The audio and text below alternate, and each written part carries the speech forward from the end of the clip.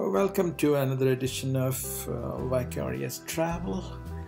This time I shall take you to Ayuthia ruins in Thailand.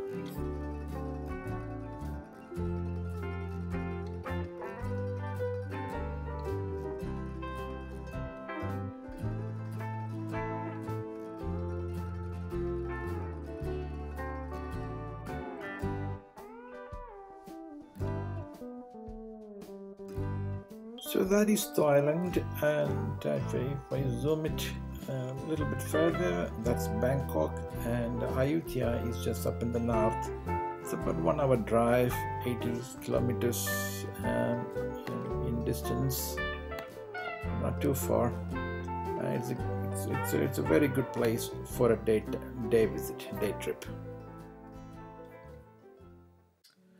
Ayuthia. Once upon a time in 1700s, Ayuthia was a hustling and bustling town of international trade. It traded with the Indians, the Chinese, and the Europeans alike with ease. The kingdom flourished for nearly 400 years. However, now Ayuthia is a sleepy town that never recovered and is still in its mourning since it's laying to ruins by the neighboring Burmese. Ayuthia was on perpetual squabble and warfare with the neighboring Burmese that eventually resulted in its ruins.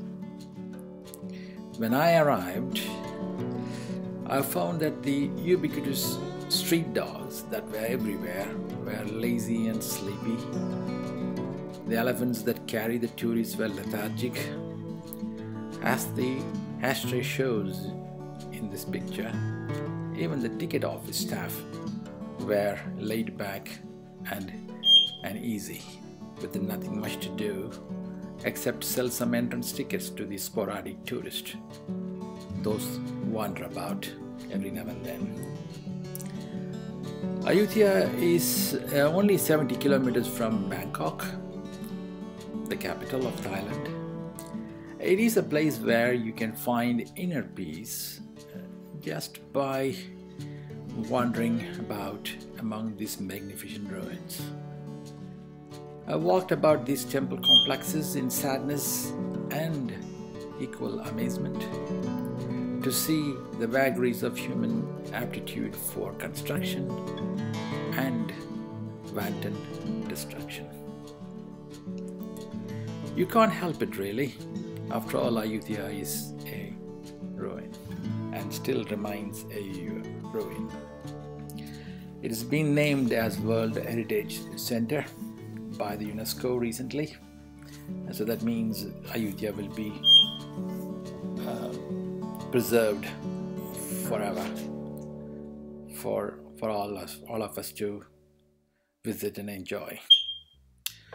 As I parked my car in the car park and walked into the town, I felt as if I have entered a town where time stood still and everything and everyone around me moved very slowly, stretching time to eternity. It felt like being in a time capsule of some sort. It was odd, but it was real too.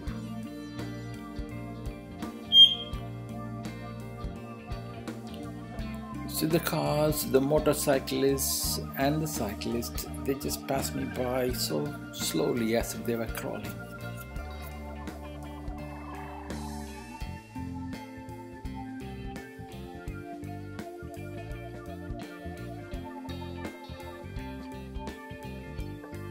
Ayuthia has got several ruins, so it is a complex of ruins, ruined temples. So you can wander about from one place to another. They are just about a few kilometers apart from each other, and it's well worth a visit. The iconic Buddhist head in among the roots of a tree in Wat Mahathat. It's as if challenging the marauders and the ruiners and telling them that you may try to ruin, but you will never ruin our spirit.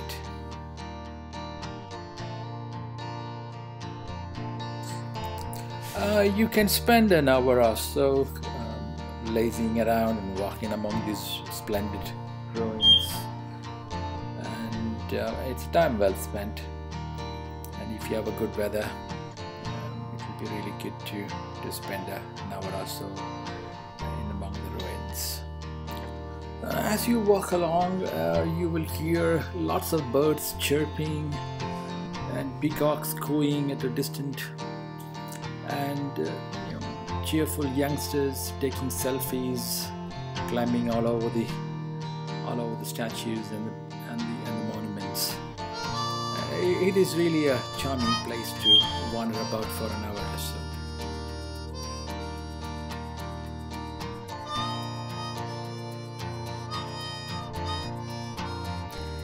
So the Burmese should have so much anger and hate in them to decapitate all these statues of Buddhas when they laid the place to ruin.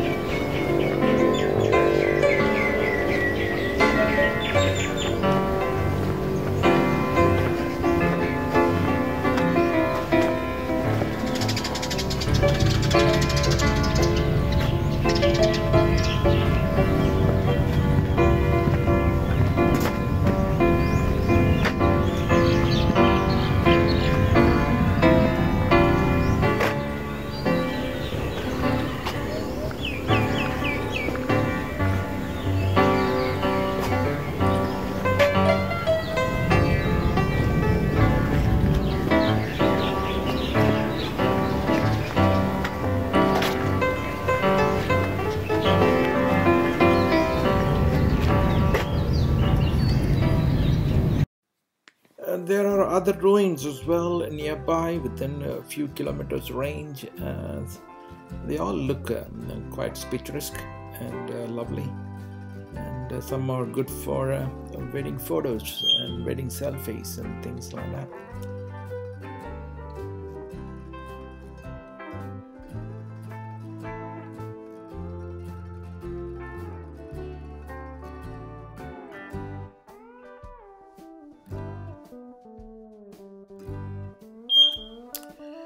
In Thailand, people are very fond of this reclining Buddha statue.